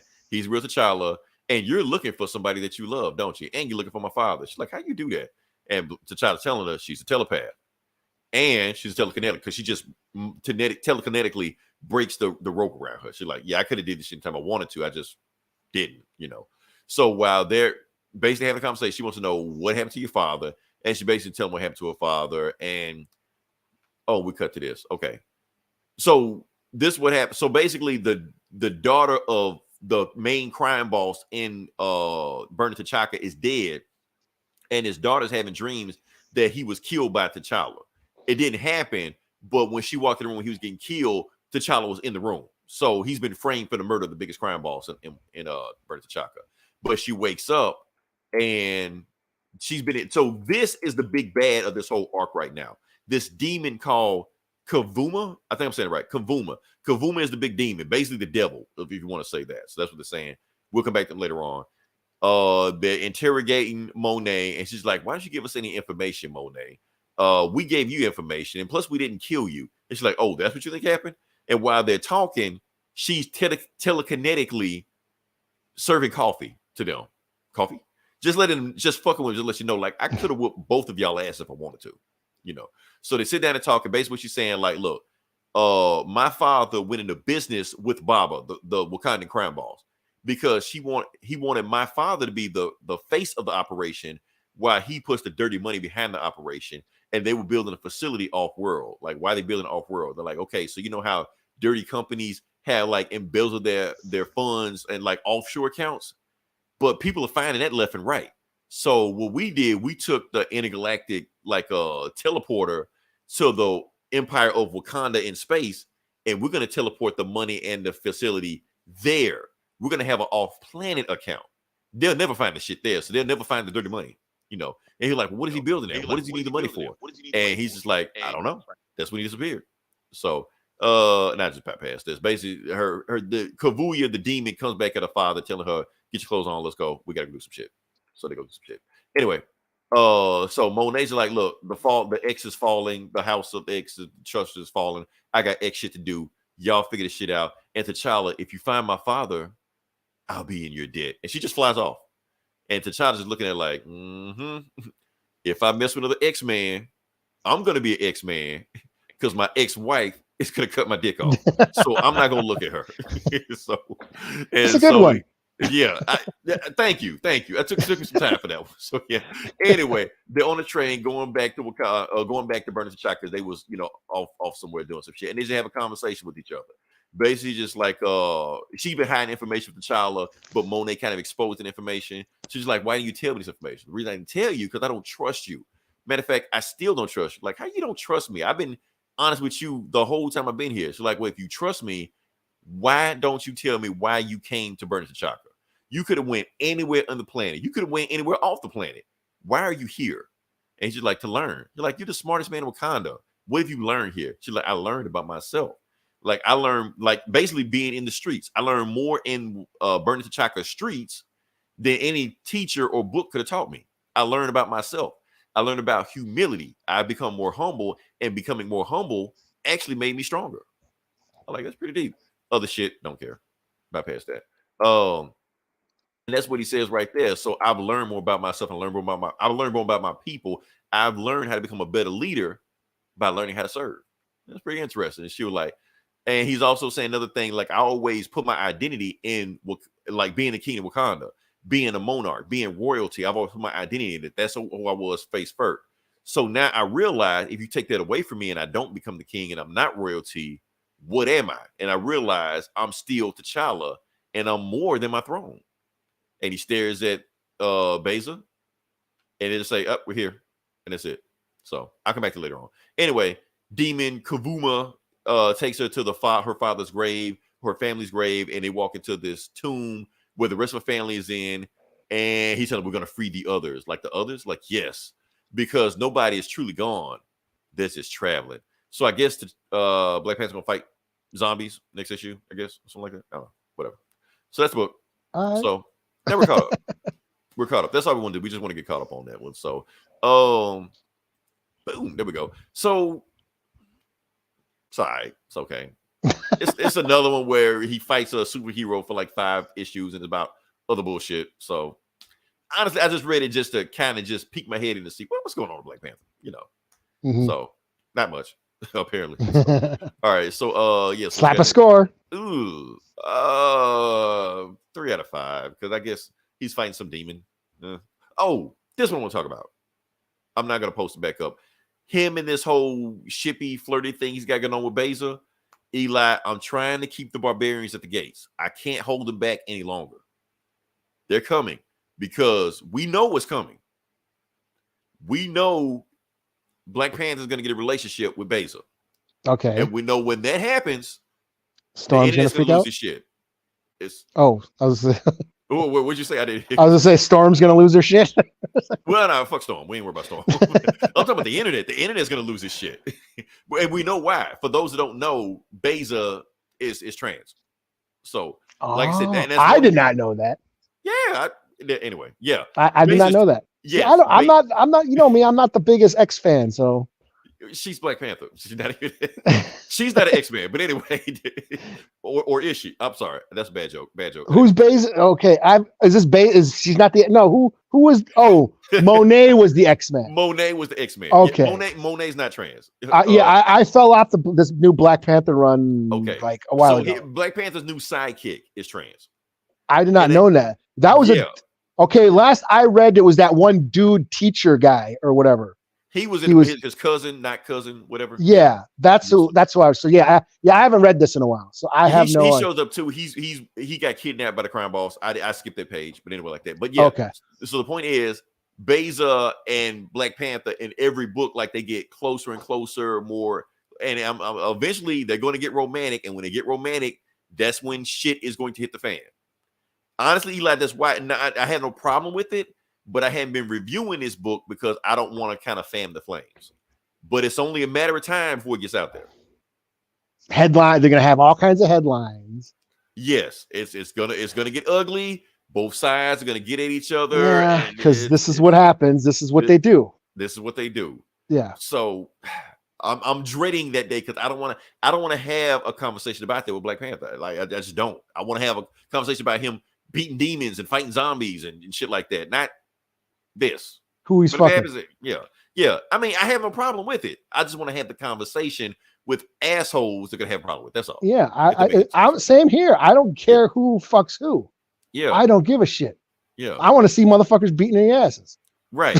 Can we get more Black Panther versus Deathlock? Can we get that? That's all. Yeah. That's, it's like the Godzilla show. I didn't care who was fucking who. I want to see monsters throw down. You want to see monsters. It's not because they're gay and going back over here. Yeah. It's not because they're gay or whatever. No, I just don't give a shit about who's kissing anybody. I want to see ass whipping. I want to see fucking people getting fucked up and shit.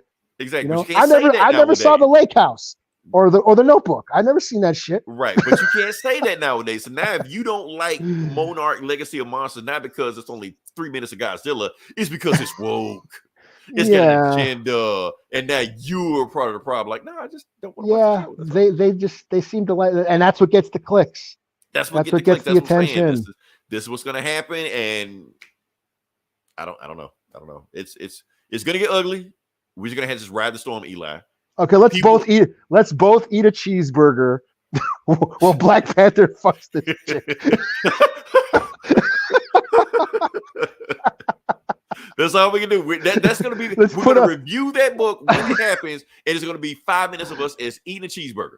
We're just going to put those panels up on the screen, and we're not going to say anything. You eat cheeseburgers, I'll have a slice of pizza, and we'll just have it. That's what and we're just going to. I'm just drinking Dr. Pepper, and that's it. That's all we're going to do. We're going to say shit. That's it. Let's do it. Let's advertise the fuck out of it. I'm mad that we already predicted the future, Eli. That's what we are now. So yeah. All right. So what you got next? What do? Oh, Cobra Commander #1. Okay, this is the one that I was the most curious about. That I know you're gonna pick up, and I was like, okay, I'm waiting for Eli to get down and dirty with it. So this is my book of the week. Okay. Yeah. So yes, Image. They have now the Energon universe, where G.I. Joe and Transformers are crossing over and, into each other's lores. Transformers is now 4 issues in. Mm-hmm. Duke showed up in one of those issues. Duke #1 refers to Transformers. And now we have Cobra Commander #1. And we sort of a reboot. We kind of go into the origins of Cobra Commander. So this goes back to the cartoon. Does it give him a name? Is his name Bob or some shit? I can't remember his real name, but I don't know if you remember in G.I. Joe. I can't remember the fucking the place he's from. I can't remember the name. Cobra La. That's what it's called. That's where he's from? Like, okay. Cobra La. It's in the cartoons. I think it was in the movie where Cobra Commander is part of some ancient race that was underground, I thought that was Destro. Destro I forget where Destro's from too. No, but Cobra Commander comes from like these ancient underground society that was secretly like experimenting with like DNA and they became like mutant monsters and shit. Like they're like half snake and shit. Yeah. That's where Cobra Commander comes from. And basically that's where they let Cobra Commander out into the world to take over the world. So it leans into that. This begins in Cobra La, that place he's at, where he basically escapes and goes out to for world domination. But it's pretty cool. Cobra Commander is kind of a badass in this. He's like murdering people. He goes into a bar, says, I need, basically like the Terminator. I need some wheels. I need a vehicle. And they're like, get the fuck out. They're a bunch of rednecks. Get out of here, freak, blah, blah, blah, blah, blah. And he kills one of them, takes their shit. Meets up with somebody who I suspect is Destro or Zartan. I think he meets up with somebody. He's like, and the dude's like, yo, man, you really should disguise yourself. You shouldn't be walking around with that pot on your head. His helmet. That's talking shit. Okay. Yeah, you should disguise yourself. The reason why I think it's Destro because Destro has disguised himself as like a bearded dude before, but it could be Zartan because at the end of the book Master of Disguise because at the end of the book also they're going to check. They're going to the Dreadnoks or next issue the Dreadnoks, and Zartan and the Dreadnoks, that was like their crew.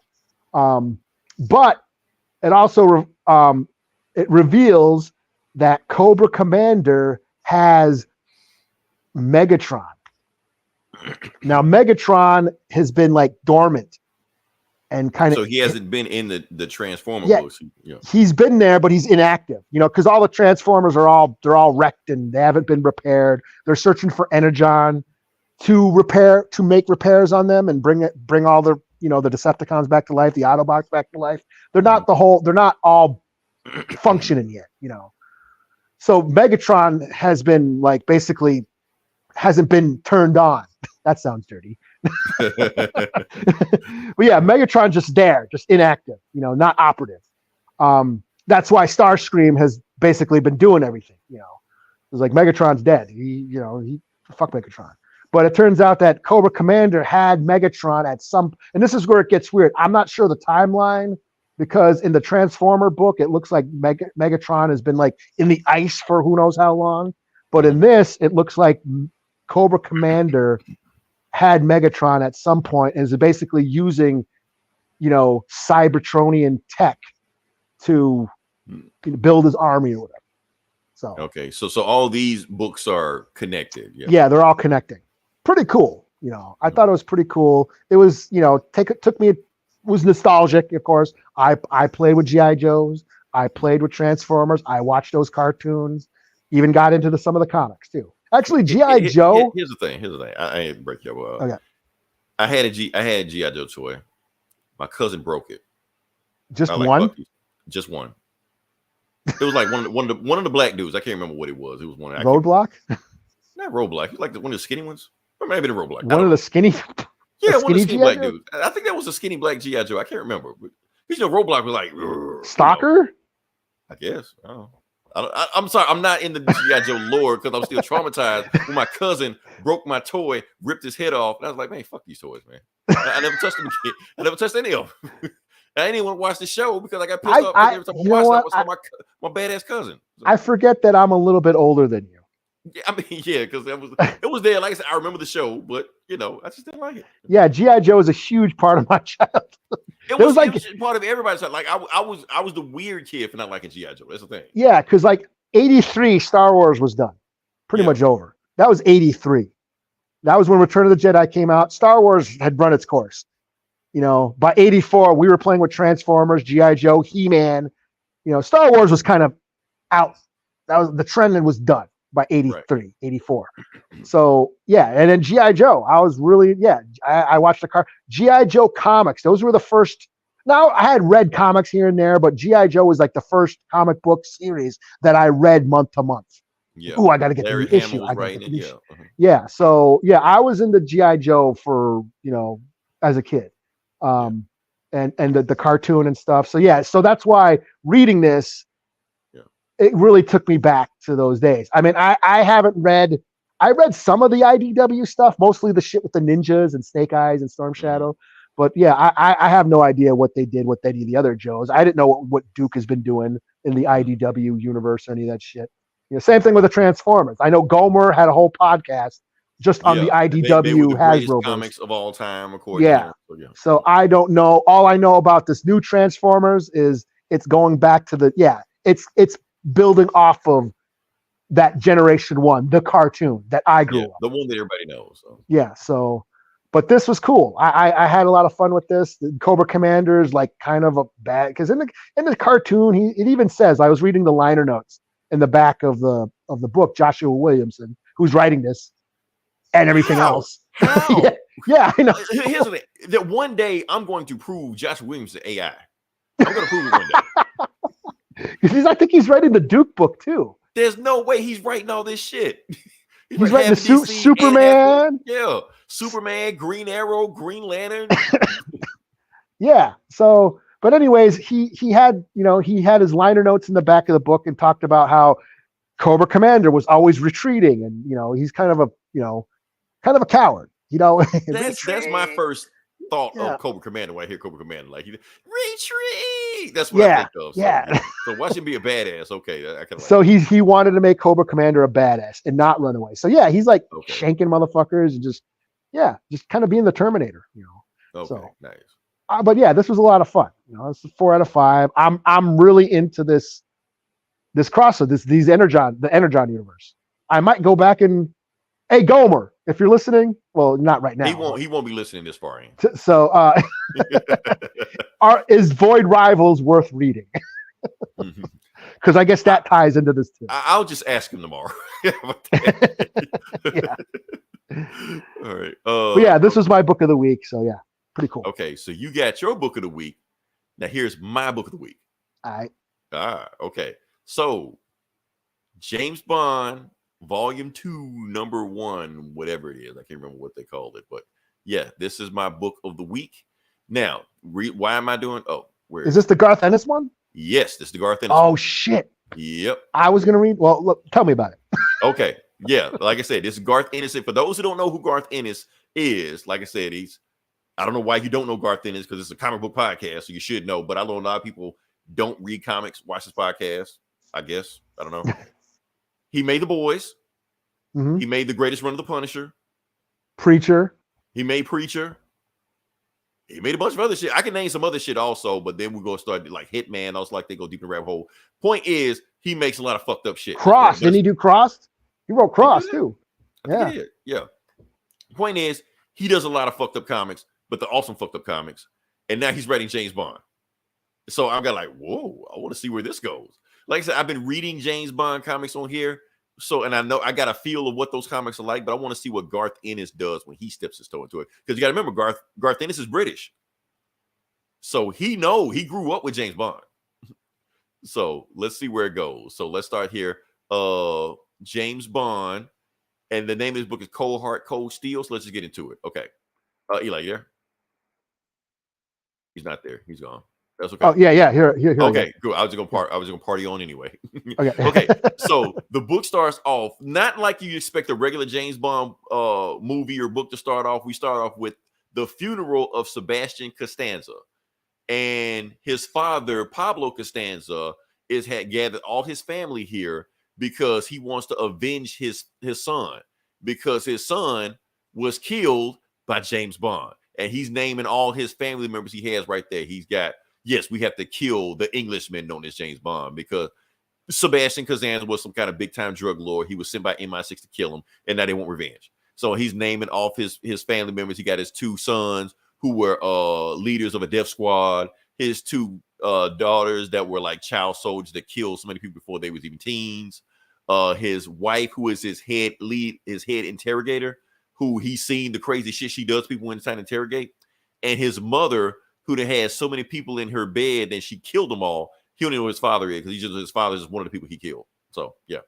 And so he's like, and I'm gonna get revenge, and we're gonna put all our skills together and show James Bond who's really what. We're gonna slice him up and cut his skin off and interrogate him and shove his tongue down and all this crazy shit, and we're gonna show him right before we kill him. And he turns around and James Bond has killed everybody in his family already. He couldn't hear it because the music was playing too loud. He was playing Mozart Requiem. I know the song. And anyway, he puts that totally sounds like some Garth Ennis type of shit. That sounds like some Garth Ennis shit. That's why. So he cranked the music up so he couldn't hear him shoot his whole family. And then he turned the music down so he could see him. It's like, why did you kill my family? He's like, I'm just saving myself time. I know you're gonna come for me, so I decided to just get this shit over with. He turned Garth Ennis turned James Bond into like a serial killer. Yes, I love it. He's like, this is all I wanted, Eli. This is all I wanted. And so he just shoots this guy. He was like, I just went ahead and did it before you people come after me. Like, you people, yeah, you heard me. So he just shot him in the head. So James Bond has killed everybody in the family except one person, Grandma. He didn't kill Grandma. So he was like, huh. He fucks Grandma. Hold on. Let me check. Hold on. Hold on. Interlude. I gotta fix this. I'm gonna. Okay. Okay, so that's the book going right now, but I'm gonna keep going. Let me see. Where's the thing? Okay, where is it? Damn it, I didn't finish it. Anyway, I'll tell you what's it. So he doesn't fuck Grandma. What he does Here we go. Thought James Bond was never too busy for pussy. I've done worse. Oh yeah, back to the book. I had a little technical difficulties over here. Okay, so he doesn't fuck grandma. He shoots grandma. And he says, better safe than sorry. Just to make sure grandma doesn't come after later on. So now he debriefs himself to MI6. He does the whole thing with Moneypenny, the whole briefing thing and like that. They flirt. Goes in there, the old man will see, and he goes in there, and basically Elm is cussing him out for killing the whole family. Like, I get Sebastian Catan's answer. Why'd you feel you kill the whole family, even the grandma?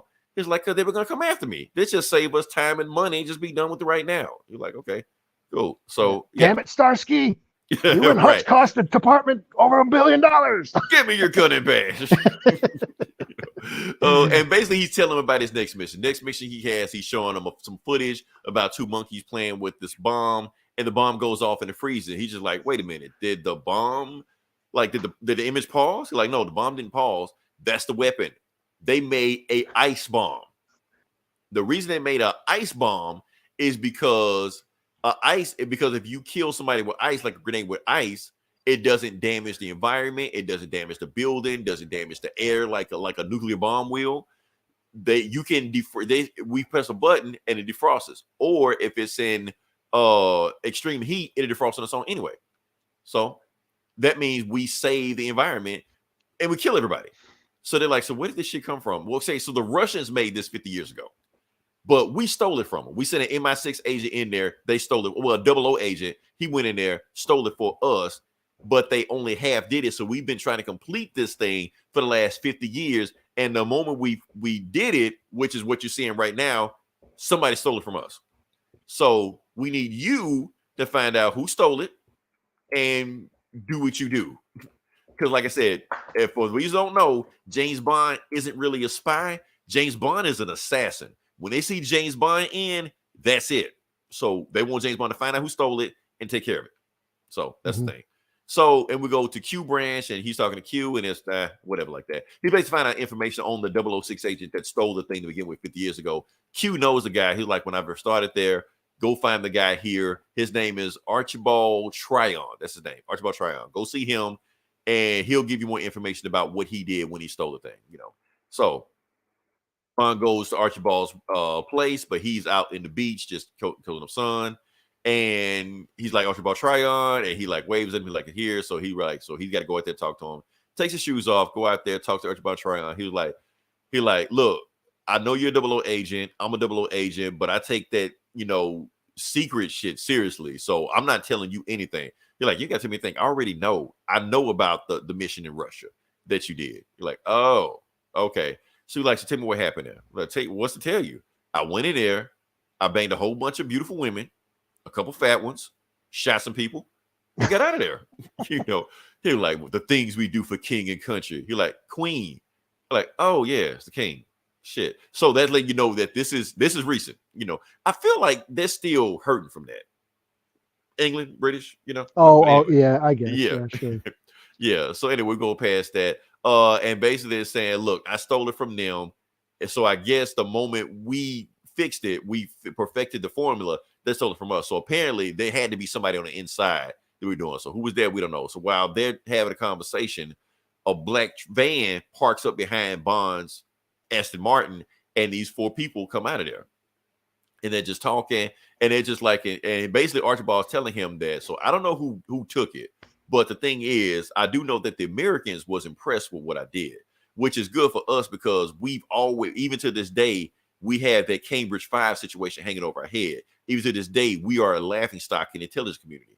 And when he said that, I did some digging up on the Cambridge 5. That's a wild ass story. I don't know why there's a movie not made about that. For hopefully somebody make that movie. But anyway, go past that. They're talking, and he basically telling him that basically Archibald thinks we did it by us, the Americans. He think we did it. So, and James Bond is hoping we didn't do it because he's friends with a lot of Americans, like the CIA. He's got a lot of friends in there, and he didn't want to have to go in there guns blazing, taking out CIA agents if they were behind the shit. Meanwhile, those guys behind the black van set up. They got a sniper rifle.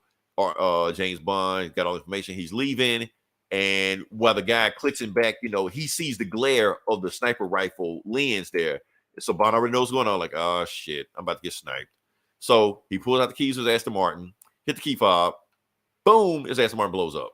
So Damn. yeah, blows the Aston Martin, blows up the van, blows some guys up. And then Archibald like, what the fuck? And Bond waves, and I don't know if the wave was for him to stay back, like, tell you guys, or hey, come on, check this shit out. Let's go fuck these guys up, you know. So these guys are all fucked up. They're rolling around on the ground. One of the women is like blown in half, you know, from the van. The other guy's blown in half like Two-Face. His gun is all fucked up because it was ready to blast. So he tries to use his other hand. Didn't have other hand. It was blown off also. Garth Ennis wrote this book, so that's you know. And then he's looking around, and standing over him is Bond, and Bond's like, okay, so who were you? And of course, you know, Bond's about to interrogate him. I guess the end, or to be continued. So yeah, so that's the book. So that's why I like this book. Now the thing about I like this book, like I said, it's the Garth Ennis book. Now what I like about this book, the Garth Ennis isms. Yeah. What I didn't like this book, the Bond isms. Not that I don't like Bond isms. It's just like I feel like Garth Ennis was just putting that shit in because it was like mandatory. You got to have a flirty scene with Moneypenny. You got to have a Q scene. You got to have M cussing them out. You got to have this stuff like that. And I felt like that was obligatory, where I just want him to just get into his story, the story he's trying to tell. Mm-hmm. So I liked it. And it's in my book of the week because I think I like it better than Black Panther and Iron Man. But I feel like the best is yet to come with this book. I'm gonna stick with this book. I'm not gonna drop it. The other James Bond book, I've read the first issue. I was out. This one, I'm staying with. Yeah. Yeah. Let's see what Q does with his car. Right. Right. So I want to see what James Bond Garth Ennis James Bond take on James Bond is. I'm curious about this. Let's see. Yeah, this one went past me. I had no idea it came out this week. I just happened to see it. It's like if you check comments, not Kindle or whatever. Kindle, it's Kindle whatever now. you want to. Yeah, it's like way down. It's like it's weird. That Kindle app is way worse now. It sucks. It's way worse. I gotta like really look for shit. But I mean, I wanted to read it just because I dig on. Yeah, I'll check out Garth Ennis James Bond. You know what's that? Yeah, Garth Ennis as the Punisher. I mean, James Bond as the Punisher. Okay, yeah. Give me that. And honestly, that's what James Bond is. That's what he's always been like. And originally, this is what he is. Yeah, an assassin. Yeah, he's an assassin. Like the people he goes up against, there's no difference between him other than the queen or the king tells him where to pull the trigger. That's the only difference. Mm-hmm. That's it. So yeah. So I'd like to see Garth. I mean, and right away, just from what I've seen, it looks like Garth Ennis is being Garth Ennis. You know, this is a Garth Ennis book. That's the thing about it. So yeah. I just saw that he co-created The Darkness. Did he? Yeah, I thought it was all Mark Silvestri, but no. Right. Yeah. Okay. So he co-created it. Okay. Yeah. Nice. Okay. Which makes sense when you think about The Darkness. So yeah. Are you there? Did I cut out? Did you cut out? It's probably me cutting out. But been the whole time. Froze, or am I frozen? Yeah. There we go. Oh, is he back? Am I back? Am I back? I never left. Yeah, I'm here. Oh yeah. You froze. Well, it's probably me. I probably froze. It's cool. So what else you got? No, that's it. I mean, I did read the new Titans book. That was another Beast World tie-in. It was pretty cool. I read the new Daredevil, where he kind of gets into a spat with She-Hulk because she's possessed. That's what's going on in the Daredevil run. He's a priest and he's exorcising demons out of all his friends and shit. So, that's about it. It's about all I read. So, cool. My runner-ups. All right. So, all right. Like I said, if you listen this long, definitely like, share, subscribe. Definitely check out this Geeks and Comics because they go deeper into comics than we do. Matter of fact, we get some of our comic news from them. So, I would literally like to hear what Gomer has to say about Transformers. G.I. Joe or Cobra Commander, or either one, because they're gonna go in on it. They're gonna see all kind of shit we didn't see. So sorry we didn't review Mean Girls this week. I will say this though, that first Mean Girls was a classic. I don't care what anybody say. I saw it at the drive-in. I didn't mind it. Yeah, it's like a Heathers for a newer generation. Yeah, I think it was another movie in between. Like you had Heathers, you had Mean Girls, and I think it was another movie. Jawbreaker. Jawbreakers. That's what it was. Yeah, they Yeah. make another movie like this every 10 years. So Yeah. So but yeah, like I said, if you listen more than 30 seconds, we appreciate you. Let us know how you feel in the new format. If you like it, and if I see good feedback, we may play around with it. This kind of like a test run, the beta mode we're doing right now, and we'll kind of play around with it. If not, I'll switch back to the old thing. Y'all like, bring the old shit back. We'll bring it back. Yeah. If you don't feel like turning your phone sideways, let us. Yes, we're doing this for you. We know you TikTokers and Instagrammers and shit like that. You just want to just see this, so we made it for you. There you go. Yeah. So then we don't have to, so we see how it goes. So next week we'll come in with something. I don't know what we're gonna talk about. We'll find something to talk about. But until then, this is Leroy. This is Eli. We talk to you guys next week. Same bullet time, same bullet channel.